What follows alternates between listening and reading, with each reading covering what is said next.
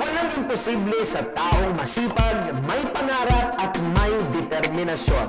Hello, Go Negosyantes! Welcome sa isa namang araw na punong-puno ng inspirasyon at practical business tips. Ako po si Michelangelo, ang kasama ninyo sa pagtuklas ng mga winning Go Negosyo attitudes ng ating mga small and medium entrepreneurs. Dito lang yan sa SME Go, powered by Go Negosyo.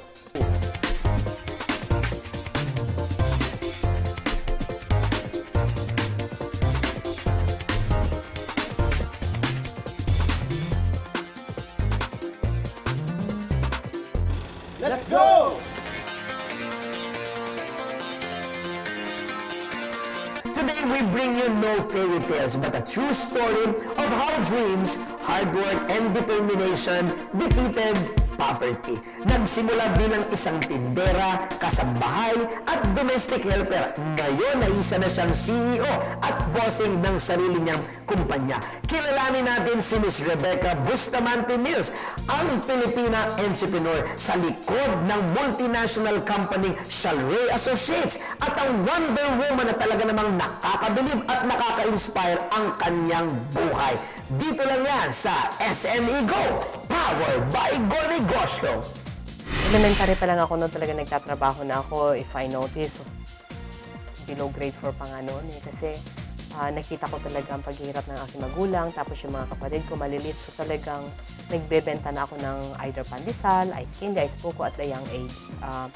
If I remember before grade 4, kasi nung grade 4 ako namasukan na ako sa isang pamilya. So before that, ginagawa ko na yon. And that's how young I started working. Kasi yung mother namin, namatay siya when I was 18. Yung mga kapatid ko malilit pa sila noon. Ang bunso namin noon, 6 years old lamang. So kung mag-i-stay ako sa amin, being a janitress in a bank, hindi ko mapapag-aral ang mga kapatid ko. Hindi ko mababayaran yung utang ng bahay namin kasi nakasanla noon at almost na foreclose. Lumabas yung sulat na yon when my mother passed away. So the only way for me is to really get out Philippines. Bakit ko pinilang Singapore? Kasi yun ang parang pinaka-mabilis at saka pinaka-malapit na puntahan during my time. At saka mura ang agency fee. Kaya ko I choose Singapore and that's why I left at a young age. The love for my family na sabi kong gano'n na kailangan akong gumawa ng paraan para mapag-aral ko mga kapatid ko at para maging halimbawa sa kanila. And they were the drive for me to be successful and to make a difference. Ngayon, not because for my family na, but sa ating bansa na. And that will keep me going and continue working very hard. Ang kwento ni Rebecca Bustamante ay isang modern fairy tale. Pero hindi tulad ng mga kwentong nakagis na natin, ang kanyang happy ending ay hindi mula sa fairy godmother o di kaya sa prinsipe lang, kundi sa sarili niyang pagpupursige at pagsusumikap. Hindi mo matatawaran kong inspirasyon ng buhay niyo. Ako, nabasa ko ang buhay niyo. Talaga pong isang malaking karangalan po, Ma'am Rebecca, na kayo po'y makasama ko po ngayon sa maganda pong supang ito. Kasi kanina mataas po dito, abot na una sa ba natin, Mama. Bata pa lang daw po kayo, inakitaan na po kayo ng spirit ng pagiging matyaga, masigasig, at mapagpapunyagi. No? Na ito ay nakapaloob sa pagmamahal nyo, sa mahal sa buhay, lalo sa mga kapatid nyo at sa mga magulang nyo na may sakit that time. Saan po nang galing itong pagkataong ito? Maikwento nyo lang po sa akin.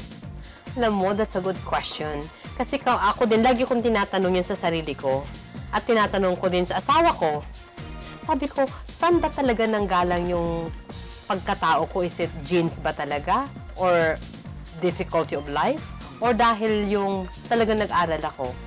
So, hindi ko makuha ang sagot doon sa katanungan mo kung saan nga galing yun. Kasi, if to go back, kung iisipin ko talaga kung ba't ako nagsumikap nung malit ako dahil sa kahirapan ng buhay. Yun, ma'am, sa palagay nyo, saan nanggaling yun na sa murang edad? Napaka-positibo po ninyo, masigasig kayo, na kayo ay nagpupunyagi, hindi lang para sa sarili, kundi para po sa mga mahal nyo sa buhay. Yes. Kasi nga sa hirap ng buhay nung pinanganak ako, talagang nung paggising ko, nung nagkaroon na ako ng understanding. Okay, na nakikita ko mga kapatid ko, kawawa sila, na wala man lang kaming proper na washroom sa bahay, na wala man lang kaming tubig sa bahay, na wala man lang kaming bedroom sa bahay, na ganun kahirap ang buhay namin. So, nakikita ko ang nanay ko na yung nagtitinda araw-araw, nakikita ko na awang-awa ako. Ganun din sa tatay ko. So, sa murang edad talaga, sabi ko, gusto kong gumawa ng parang para matulungan ko ang pamilya ko. So, hindi ko alam is it galing ba talaga sa because of God to give us that way in order to understand kung saan tayo patungo, yung mga vision niya, yung mission niya sa atin. Hindi ko alam kung dahil sa hirap na yun ang way para papunta doon. Or also doon sa genes, I don't know what's the right answer to your question. Ako na tama po kayo sa sinabi po ninyo na minsan gagamit ang Diyos ng pagkakataon, ng sitwasyon para palabasin yung angking galing. Yes. Karisma o espiritu na kailangan natin. Oo. Sinabi niyo kanina, naging masigasig kayo, naawa kayo, nakita niyo magulang niyo na nagtitinda, Yes. pati tatay niyo yung hirap, pati yung sitwasyon ng... Ano po yung mga trabahong pinasok niyo? Nung malit ako, ang una kong pinasok, nagtitinda. Ano Gusto po ko mga talaga tinitinda niyo? titinda ng pandesal, ng madaling araw, sa araw naman, ice buko, ice candy. Okay. O kaya yung may mga, kasi yung bayan namin, it's a bayan ng mga salt town. Okay. So, yung mga nagkakaryador, so magko-consign ako ng mga pagkain sa mga tindahan para ibebenta ko sa kanila. Yun naman ginagawa, maliit pa lang ako noon. Okay. Nagpupulot ng mga bote para ibenta, pambili ng bigas, yun naman ginagawa ko nung maliit ako. Okay. Si Rebecca Bustamante ay tubong Dasol, Pangasinan at pampito sa 11 magkakapatid. Ang kanyang ina ay tindera ng isda at ang ama naman ay isang matador. Bago po natin ituloy yan, yung maliit, yung mga sumunod nyo pang trabaho, dahil sa pagsisikap nyo po, nakapag-enroll kayo, tama Correct. po, diba? Oo. Pero napilitan kayong tumigil sa pag-aaral. Bakit po? Okay. Ako na yun noon, college na nung tumigil ako. Bakit po? Kasi from high school, went to Bataan. After high school, nag-enroll ako sa PUP. Kasi gusto ko ngang accounting. Para magkaroon nga ako ng negosyo. Gusto ko matuto. Nag-quit ako kasi nga namatay yung nanay namin. So I need to go back sa aming bayan para alagaan ko yung aking mga kapatid. Kasi ang bunso namin, 6 na taon pa lamang noon. 6 na taon, opo. Yes. And then, nung umuwi ako sa amin, anong trabahong ginawa ko? Nag-janitor ako sa bangko. Oh, talaga po ha? Yes, Gano'ng yes. katagal po ito? 1 taon. Kasi habang nag-janitor ako, kinausap ko yung manager na pwede ba ako mangutang para ako pumunta sa Singapore. Yun ang umpisa ng buhay namin. Dahil po sa pagsusumikap ninyo, nakapag-aral po kayo, nakapag-enroll kayo sa kolehiyo. Pero ito po'y naantala at napilitan kayong huminto. Bakit naman po? Kasi nga, yung nanay namin namatay when I was 18, nag-aaral ako nun sa PUP sa Bataan. So wala akong choice kundi umuwi sa amin para maalagaan ko yung mga kapatid ko kasi ang bunso kong kapatid noon, kung bunso namin kapatid, 6 na taon lamang. So wala akong choice kundi umuwi. Kaya ako napahinto sa pag-aaral. Okay. At anong karanasan nito? Mahirap. Adjustment? Oo. Kasi nagtatrabaho ko sa bangko sa janitor. Kita nyo, naging janitress pa po kayo, ha? Yes, kasi nga para ako kumita at meron kaming pambili ng mga pagkain namin. Opo. At matulungan ko yung mga gamit ng mga kapatid ko sa kanilang pag-aaral. Hindi ho ba kayo nahiya na No. maging janitress? No. Bakit? I'm so proud kasi being janitress, may kita ako, mapapagkain ko mga kapatid ko, matutulungan ko sila. At hindi ako nagnanakaw, ba't ako mahihiya? Tama. So, Kasi I'm so proud. kaya ko po tinanong yan dahil marami po tayong mga kababayan na ngayon ay janitress, nangangatulong at mamaya kikwento nyo, Yeah. kayo mismo ay Yeah, naging katulong din at Yeah. hindi nyo kinahiya. Huwag kayong mahiya kasi it's a stepping stone. Ang pinakamahalaga, dapat meron kang deadline. Hanggang kailan ka maging janitor. Hanggang kailan ka maging domestic Nag-start helper. kayo, ito ko lang. Yes, Black lang. yes. Dapat meron kayong alam. Let's say in Ang bilis 1 year. naman nun. Like Bilis let's naman say, janitor. sabihin mong ganun, in 1 year, janitor ako. Oo. Sa susunod taon, nasa abroad na Security ako. guard na. Oo, security guard na ako. Pagka security guard na ako, magiging supervisor na ako. Hindi- Susunod na manager na ako. So as long as binabago mo. Totoo po. Pero kung hanggang ganun ka na lang, Why? Ako, sorry, na-amaze ako kasi marami akong kailang katulong. Pati, anong trabaho mong katulong? Parang gusto nila magtago sa underwear nila. Because they are not proud of themselves for what they're doing. They only doing that for the sake of working. Okay. But iba Pero yun. kayo hindi. No, you have, it's a stepping janitor stone. kayo sa bangko, Yes. nililinis ko itong kanan, Correct. bukas yung kaliwa, hanggang makaangat ako, no? Oh, kasi ako nung janitor ako, before pa lang mag-start, tapos na trabaho ko. Para dumating yung mga empleyado, pwede kong gawin ko ano ipapagawa sa akin.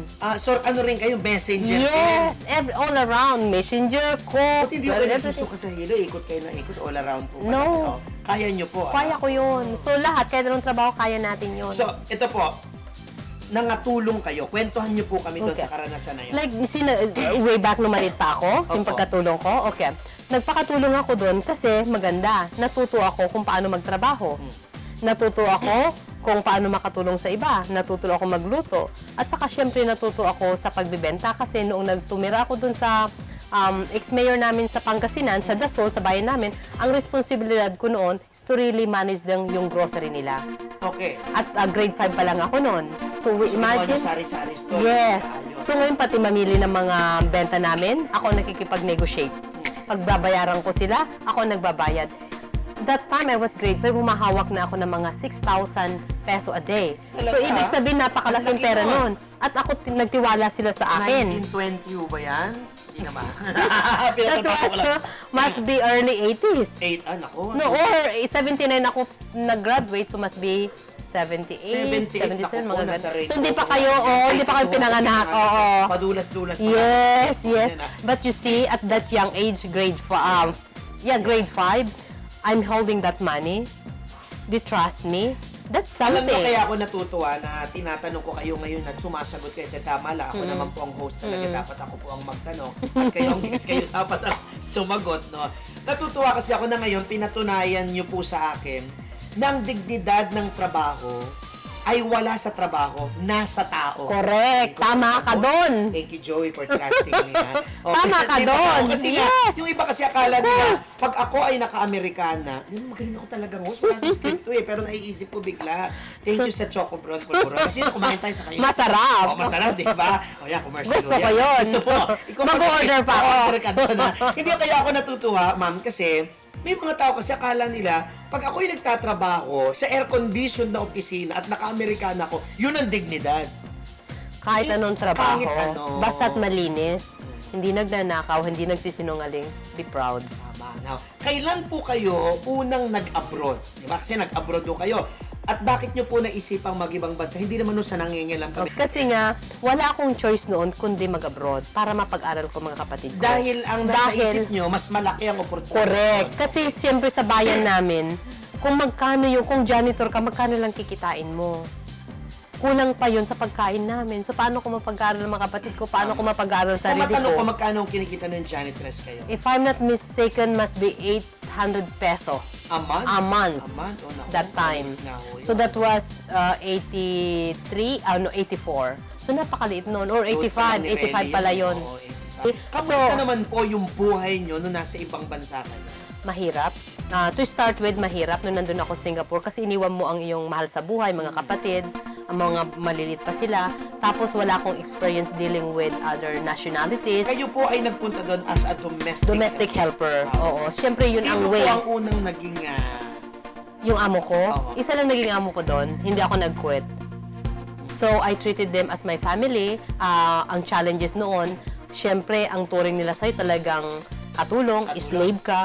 But I did my way kung paano ko sila matulungan, kung paano ko mapaganda ang buhay nila, kung paano maging maligaya sila. Okay. Kaya eventually, they're able to love me as part of their family. Talaga. Yes. Pero nung una naramdaman mo stress. Oh yes, oh Sabi yes. sila, we're in Singapore, not in Egypt. So no stress. Diba? So, But syempre, you Oo. cannot talk to them like Oo. that. Pero, And you have to respect gusto ko them. malaman ito. Paano po yung language? Broken English. Okay. Kasi they don't speak proper English, hindi I don't speak proper Okay. English and I speak Mandarin. break. Yes, Ano, yes. broken English. So I'm able to learn a little bit of Mandarin. Kaya ni hao ma, hao wa, Mandarin. san zi, ya tu pe. So I tried to learn a little bit to connect with them. And also, they learn how to speak English. Kaya tinuruan ko yung mga Ba't nung una bata. ba hindi sila nag-i-English? Broken din. Parang ako, broken Kaya din. pala nagkakaintindihan ho kayo. Habang nagtatrabaho po kayo bilang domestic helper, nagawa nyo pong makapagtapos sa kolehiyo sa Singapore. Sa Singapore, ha. Ito ha, kaya gusto ko i-congratulate ha, mga televiewers.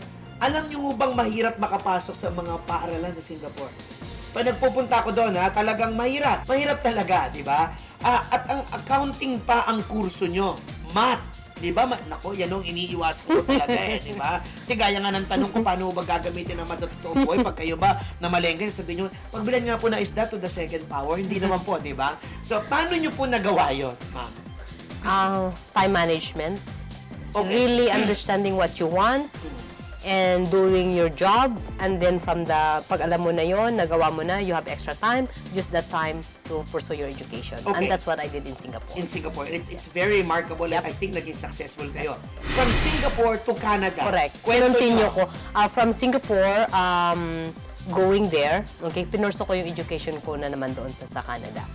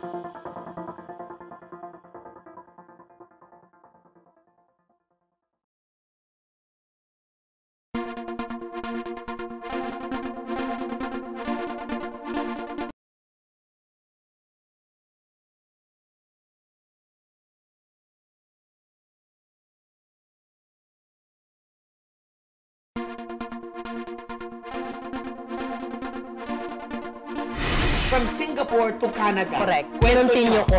From Singapore, going there, okay, pinurso ko yung education ko na naman doon sa Canada. Kasi talagang para sa akin requirement to take courses or to pursue my education in Opo. order to be successful. Pero habang nag-aaral ka sa Canada, I went to Canada as a nanny. sa nanay again. As a nanny again. Okay. Okay? It's a stepping stone na naman yun. I'm proud to Okay. be a nanny naman. Opo, pero this Canada naman. Canada. Hindi na Okay? siya Singapore. So, pagdating dun sa Canada, okay, ang maganda kasi sa Canada, you're only allowed to work from maximum of 12 hours a day. Okay. So, ibig sabihin, after that, I have a chance to go to school to pursue my So, education. hindi na ho kayo matutulog. Parang gano'n. Hindi naman. Kasi I have more hours. time kasi Okay, yeah. Monday, Wednesday, I go to school. Tuesday, Thursday, weekend, part-time job. Okay. Yun ang buhay ko sa Singapore. Ang galing. So I'm able to make good money, Okay? Maganda sweldo doon. Ang ganda lang sweldo doon. I'm able to pursue my education and I'm able to learn how to run a business. Okay. So, nung nakuha ko na yung open permit ko, parang on permanent residential, so I'm able to start my own business kasi nakapag-ipon In ako, Canada. nakapag-aral ako, na I'm also to learn how to start a business. So, yun ang nangyari sa Canada. Ang Continuous from there. Canada ay naging stepping stone mo para maging nanny doon. Correct. At doon mo rin nakita yung magiging future daddy. Correct. Correct. Si Kasi, Richard Mills. yes. Yes. Kasi ang ginawa ko sa Canada talaga, nag-set up ako ng short-term, mid-term, at saka long-term goals when I reach there. Okay, sorry bago ko po ipagpatuloy yan, bakit kayo nag-set ng ganun ng short-term, long-term, etc.? Kasi syempre, meron akong deadline sa buhay Okay. that I want to achieve para hindi sayang yung time. Bakit? Mahalaga yon. Mahalaga yon so that you know where you want to go. Okay. Kung wala kang destination, how can you shoot? And because human beings are limited. Limited ang time natin, ang buhay natin. Yes, we all have 24 hours a day. Tama. But where you want to use the time. Kaya nag-set up ako noon para at least siguradong ma-achieve ko yun. Graduate niyo po, ma'am, kayo po ay nagtayo ng negosyo at ito ay isang agency, isang firm, recruitment agency. Bakit po ito ang naisipan yung negosyo? Kasi nakita ko ang need sa Canada. Gusto kong matulungan yung mga kapwa natin, mga Filipino, para makarating doon. Gusto kong magkaroon sila ng oportunidad na makarating doon para matulungan ang kanilang pamilya at kanilang mga sarili. Kaya yun ang ginusto ko. At alam ko rin na ang mga employer doon, malaki ang need na gusto nila mga Filipino. Okay. Dahil ang mga Filipino, mas gusto nila dahil masipag tayo, matyaga tayo, mapagmahal tayo sa kanilang mga anak, at saka we're trustworthy people.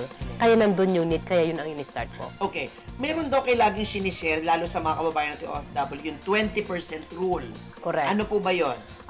That means 20% savings yun. Kasi karamihan sa atin, dahil sa pagmamahal natin sa mga pamilya, pinapadala natin lahat yung Lahat. ating mga pera.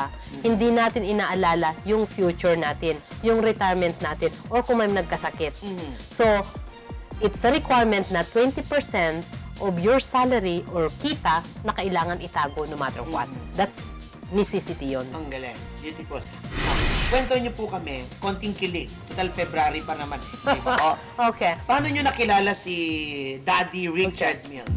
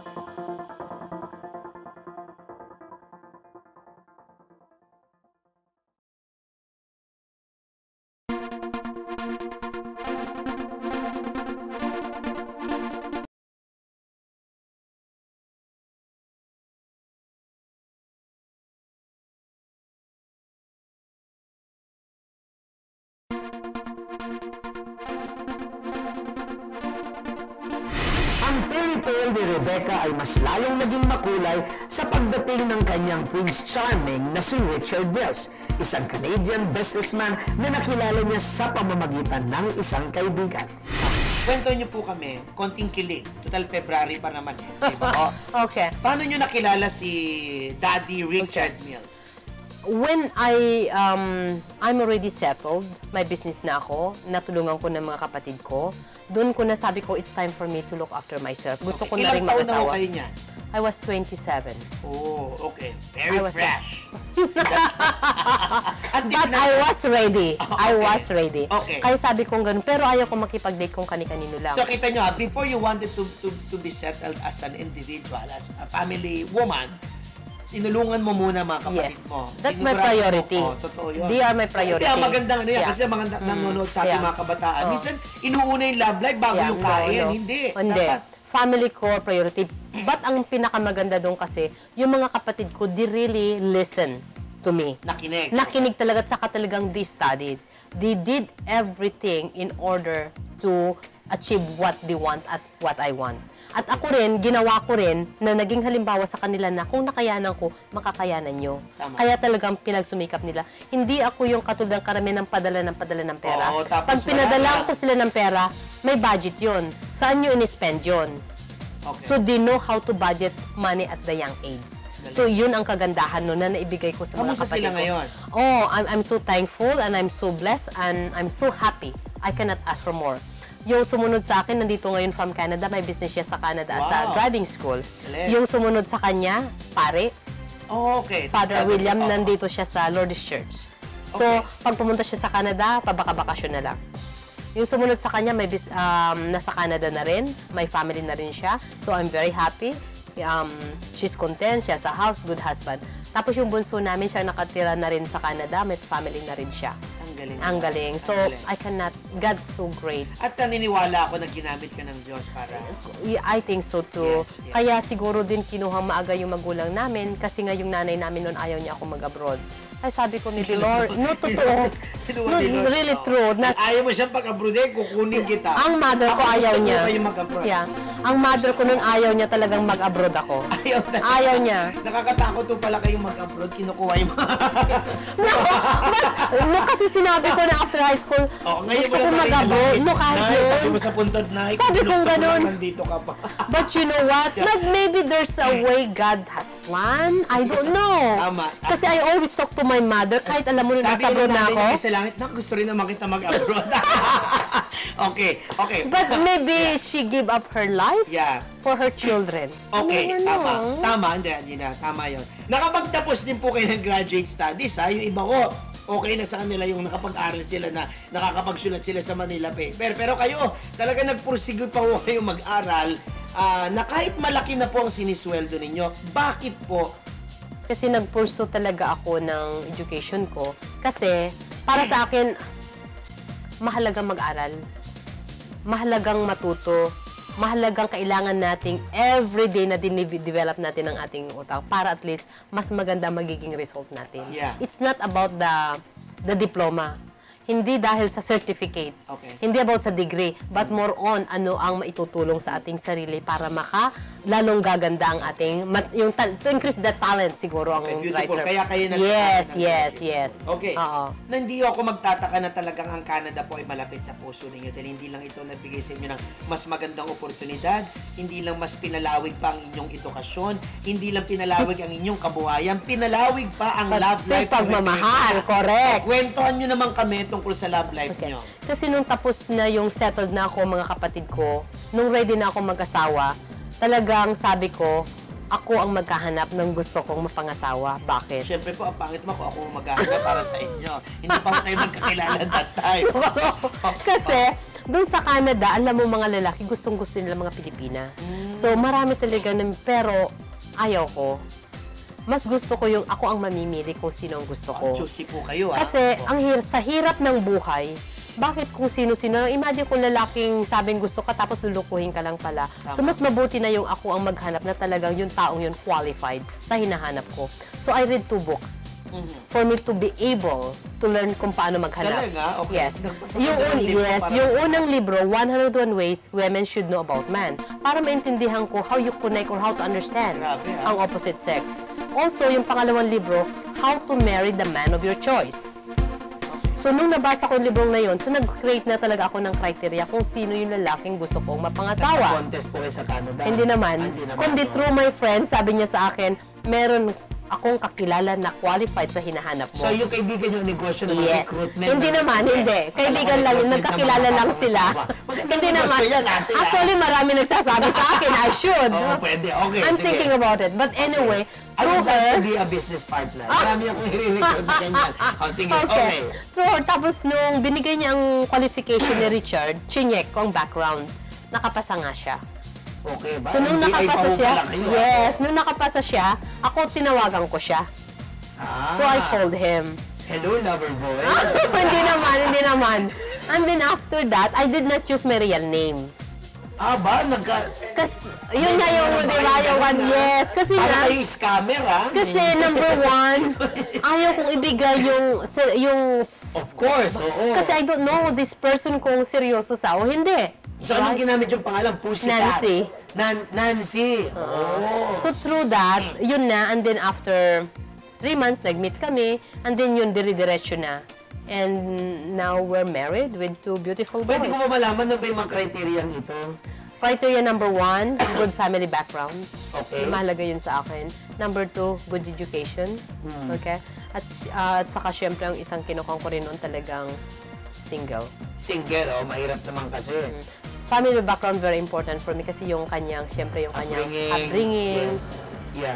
Nakakatuwa naman yun, no? Meron kang kaibigan na may agency. Di ba na maganda yun, no? Alam mo, feeling ko matatalo mo din yung mga online dating. Online diba? dating. Nakakatuwa. Now, kailan po kayo nagpakasal? At paano nyo nalamang he is the right guy? Okay. Kasi when I met him, we spent so much time. Sabi kong ganun sa kanya, ito ibang kultura natin, pero I was practical. Sabi ko, para matry natin na talagang tayong bawat isa, can we try to live together for 1 year? Wow! Tapos sabi niya, of Para kayo course. si Mama Mary Joseph, may betrothal pang gano'n, ha? Tapos so we tried. But then after 1 year, before na ma-reach yung 1 year, inuwi ko siya rito sa Pilipinas. Yun nga. Nabasa mo yun. So inuwi ko siya rito para makita niya talaga yung Gusto real niya background ko. Kasi hindi siya maniwala na galing ako sa hirap. Kasi nung na-meet niya ako, may business na ako, settled na ako, I'm driving a nice car like a Volvo. So, paano siya maniniwala na nakarating ako ng Canada na mahirap lang? Oo. At the young age. So sabi ko, umuwi ka sa amin para makita mo talaga kung saan ako galing, para maintindihan mo at hindi ka magsisisi kung pakakasalan mo man ako. That's why we went home. Nung nakita niya kung saan talaga ako galing, lalo niya ako minahal. Hindi lang ako, pero tayo lahat ng Pilipino, totoo yun. Kaya siya nandito. He decided to stay in Philippines to promote us dahil yung pagkakita niya sa atin na iba tayo.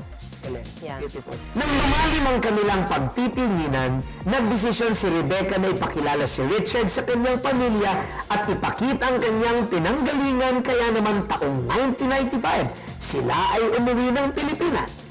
Nooy mas lalo nga daw na in love si Richard kay Rebecca dahil sa kanyang mabuting pagkatao. Bakit po kayo nagdesisyon? Hindi naman sa nakikialam mo ako, no? Gusto ko lang maitanong dahil nasa script po ito. Bakit po kayo nagdesisyon na mamalagi na sa Pilipinas for good? We really want to make a change. We want to help. Okay. Talagang gusto namin na magbigay ng oportunidad or to share na kahit mahirap tayo, basta't gusto nating magtrabaho, pwede. So gusto kong i-share yung aking experiences na itong pinanggalingan ko, nandito na ako ngayon, so ibig sabihin kaya nating lahat yon. Beautiful. Thank you very much, Miss Rebecca Bustamante. Marami Thank po you. salamat. Na-inspire kami. Talaga nakakatuwa itong ating usapan. Thank you Thank very you. much. Maraming salamat. Thank Ayan you. po, magbabalik po tayo. Ano po ba ang Chalre Associates at kailan po ba ito? I hope I pronounce it right, ha? Kailan po nyo sinimulan ito? O ano po muna yon? Yeah. Chalre Associates is an executive search. Opo. Okay.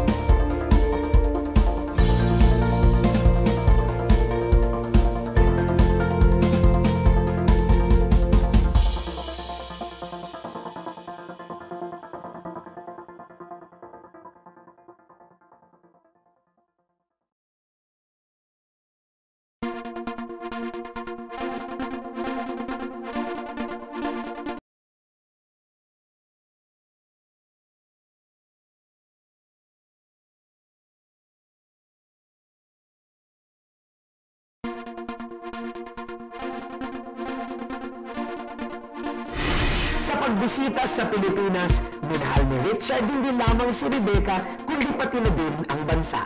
Namangha siya sa pagiging talentado, masigasig at masiyahin ng mga Pilipino. Kaya naman nagdesisyon silang dito na mamalagi at magtayo ng negosyo. Ano po ba ang Shalray Associates at kailan po ba ito? I hope I pronounce it right, ha? Kailan po nyo sinimulan ito? O ano po muna yon? Yeah. Shalray Associates is an executive search. Opo. Okay.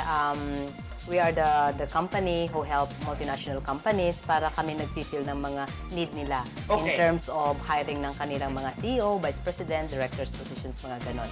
Kailan namin umpisan? We started this in 2005. Okay. Yeah. So ito po ay parang Sa executive search. executive search kung kailangan mo ng bagong presidente, bagong Correct, vice president, correct. bagong executive assistant. Correct. Yeah, Oo. or ang kumpanya na nag-start ng operation sa Pilipinas na kailangan nila ng mga tao. Okay. So kami ang Now, hinahire nila. Bilang isang upscale recruitment firm, ano pong nakita ninyo sa mga Pilipino that is worth bankable on?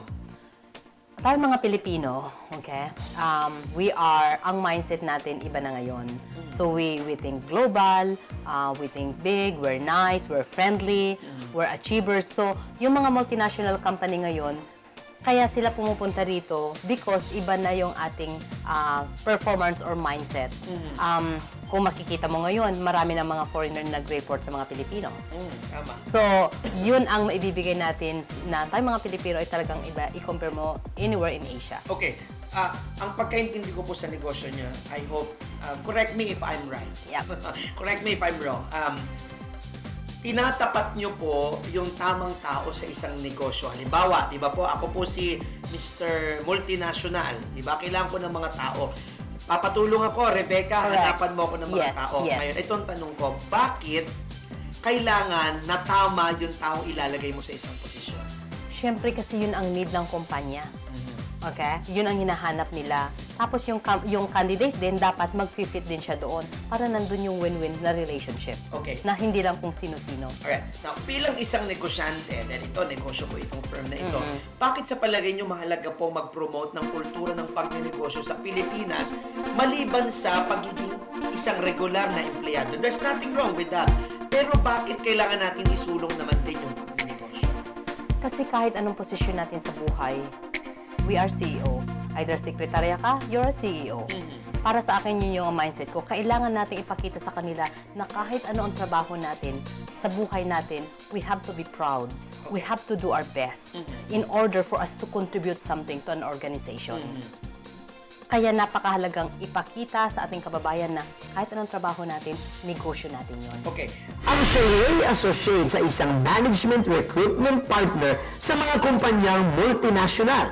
Sila ang naghahanap ng mga mahuhusay at akmang tao para sa mga top executive positions ng iba't ibang malalaking kumpanya.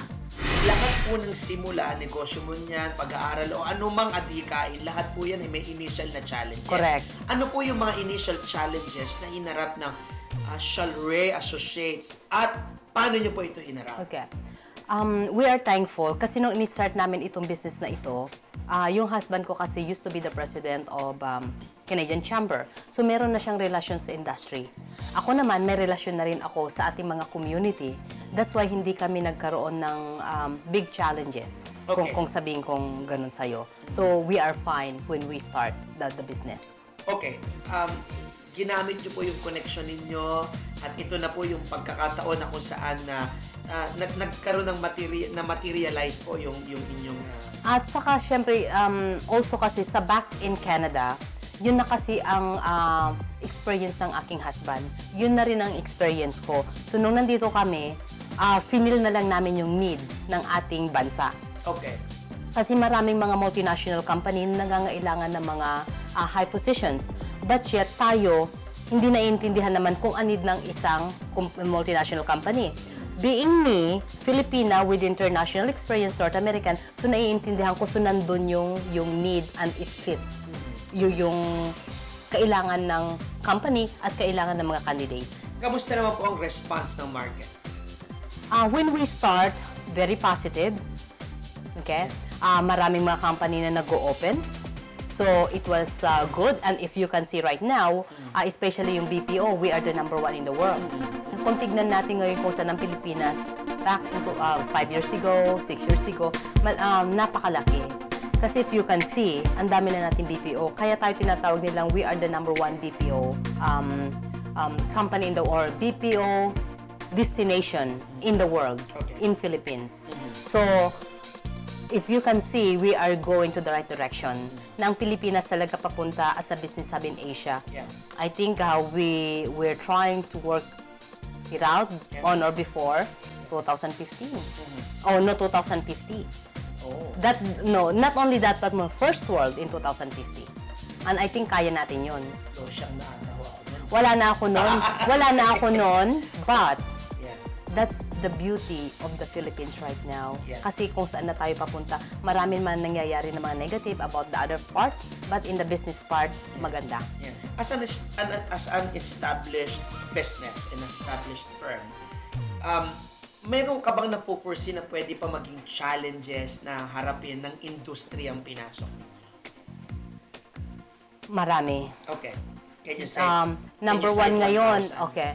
Number one ngayon, if you can see, kasi kami, we are recruiting firm. Oh. So, ang dami na ngayong mga network that people go directly, like LinkedIn.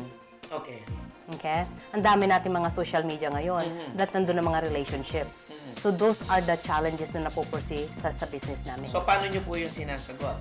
How we handle that, we handle only the high position, and we handle very,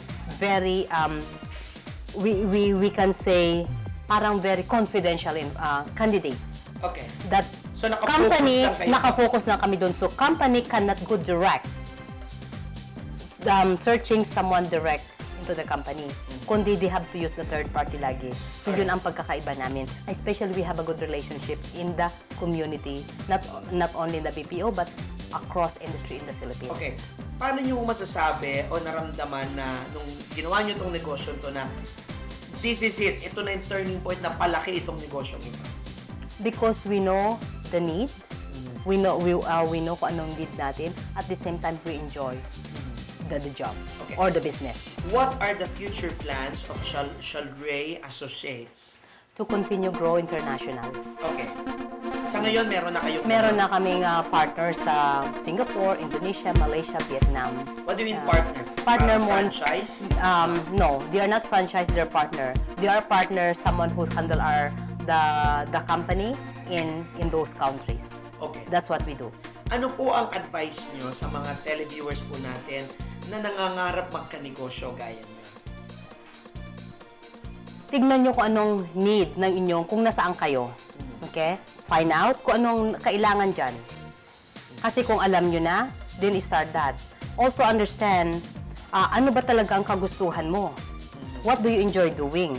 Okay? Once alam mo na yung need, alam mo na yung gusto mo, umpisahan mo na. Kasi kahit wala kang kapital, kung gusto mo talaga, pwede. Why? Halimbawa, gusto mo magkaroon ng restaurant, magkarinderya ka to start. Then humiram ka sa isang palengke, manguha ka ng gulay, karne, sabi mo, manguha muna ako, consignment, pag nakabenta na ako, bayaran ko. And then that's how you start your business. Kung nasaan man sila, tanungin nila, ano bang hilig ko? Ano bang kailangan ng community ko? At yun ang umpisahan nila. Okay. At yun ang isang magandang simula. Correct. Isang magandang matibay na negosyo. And then from there, of course, you know how to budget. Tama. Kasi kung kumikita ka na, ginagastos mo naman lahat yung pera mo, baliwala yun. But it doesn't matter how much you're making, what's matter how much left over. Right. So kung halimbawa kumita ka ng 10,000 sa isang buwan, 20% itago mo. No matter what, yung 8,000 lang ngayon, ibabudget mo yun sa expenses mo, pang grocery mo, pambili mo ng puhunan mo, whatever. Yung 2,000 na yun, kailangan nasa bangko yun. And gawin mo yan buwan-buwan. And you know what? Sa isang taon, meron ka ng pera. That would be about 24,000. Ngayon, marami kang kukontrolin. Instead na pumunta ka ng palengke, may nakakita kang maganda. Instead na bumili ka, wag mong bilhin. Ilagay mo na lang sa bangko mo. I-control mo yun. And that's how you become successful. And that's how you build your business. Later on, you reinvest. Correct. Reinvest mo ngayon yun. And that's how you do it. And that's how I started. Ano po ang Asia CEO Forum? Okay. What is the objective behind it? Asia CO Forum, we started this in 2009. What's the objectives? Our mission is to make Philippines as the business hub in Asia, as I mentioned earlier.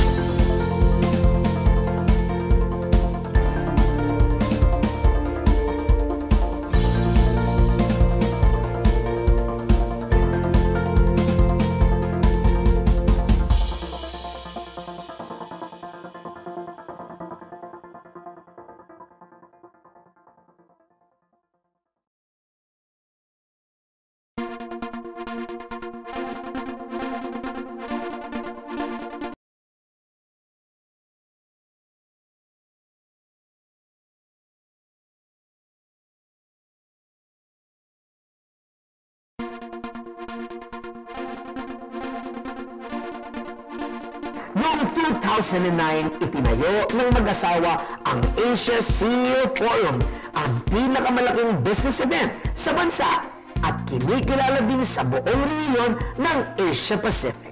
Ano po ang Asia CEO Forum? Okay. What is the objective behind Okay. it? Asia CO Forum, we started this in 2009. What's the objectives? Our mission is to make Philippines as the business hub in Asia, as I mentioned earlier. Okay? We want to encourage investors to come to Philippines. Ang mga speakers natin dyan normally are expats or Filipino who are successful in our country. Sila mismo magsasalita para ipakita sa buong mundo ng Pilipinas is an opportunity to invest and bring their businesses here. And that's what it is.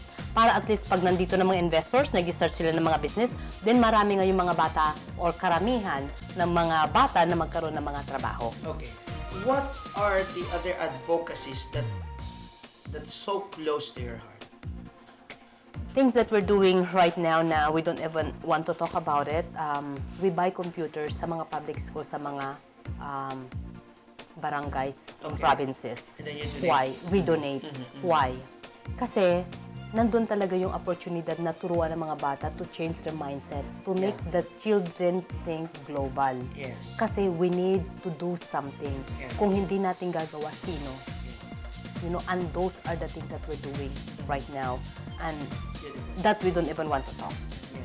Pero nakakatuwa kasi, maganda rin po kasi naitanong ko sa iyo para ipakita natin ang ating tagumpay hindi lang para sa ating No. sarili, kundi ito ay No. meant to be shared. Para sa akin, I'm not successful. Para sa akin, I'm still the same. Ang gusto ko ngayon na naiiwan to really make a difference sa ating bansa. Para pumunta kaming mag-asawa, bumili ng van, pag nag-retire na kami, to go to every provinces para turuan yung mga bata. Pag nagawa na namin yun, doon ko masasabi na, yes, we are successful. If you were to name one winning attitude na dapat meron ng isang tao to reach success, what is it and why? Marami, hindi lang one eh. Number one, believing in yourself. Okay. Asking God. God has a reason why we're born. Pinanganak tayo for a purpose. Mahirap o mayaman. Then hanapin natin anong purpose na yun. Then work for it. Do it. Taking action. Don't just wish. Okay? And do every little things. Pay the price up front. Okay. Para nagtatanim ng gulay or nagtatanim ng palay. Pag nagtanim ka ng maganda, maganda ang anihin mo. So yun ang kailangan nating isipin kahit saan tayo, kahit anong trabaho natin, kahit anuman ang challenges that we are encountering. I believe na if you do that, nothing's impossible. Ano ang pinakamagandang parte ng pagiging isang entrepreneur? Managing your time. Okay. You're in control of your time. You're in control of your money. Instead of money controlling you, you control money. So I like that. Okay, what is your life mantra or a certain verse that guides your life as an individual and as an entrepreneur? Do what's right, and you got to respect everyone. It doesn't matter their position. And I think yung mantra ko, believe in your heart, basta magkasama ang mind, heart, you know what, it doesn't matter. You can do whatever, you can be successful. Sa lahat po ng pinagdaanan nyo sa buhay nyo, ano po yung pinakamagandang aral na bit-bit nyo at natutunan nyo? I could say that the most learning that I use na hanggang ngayon, believing in yourself and believing in God. Those are the best. Those are the best combination. Yeah. Beautiful. Thank you very much. Maraming pong salamat. That's it. Thank you so much. Thank you so much. Yes. Goni Gusantes, maraming salamat po sa pagsama niyo sa amin ngayon. Sana'y nakapulot kayo ng inspirasyon at practical business tips na makakatulong sa paglago ng inyong pagninegosyo. Lagi po nating tatandaan na hindi hadlang ang kahirapan para tayo ay magtagumpay. Kung kaya ni Miss Rebecca Bustamante, Miss, aba, kayang-kaya niyo din, Goni Gusantes. Tandaan, walang imposible sa taong masipag, may pangarap at may determinasyon. See you again next week. Ako po si Michelangelo at ito ang SME Go, powered by Gonegosyo.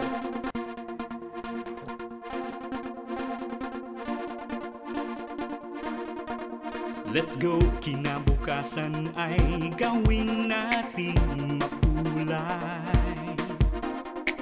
Sama-sama na tayo sa tagumpay. Pilipinas, ngayon na ang oras. Tayo'y umasenso na. Let's go, Pinoy! Tara magnegosyo na. Let's go, Pinoy!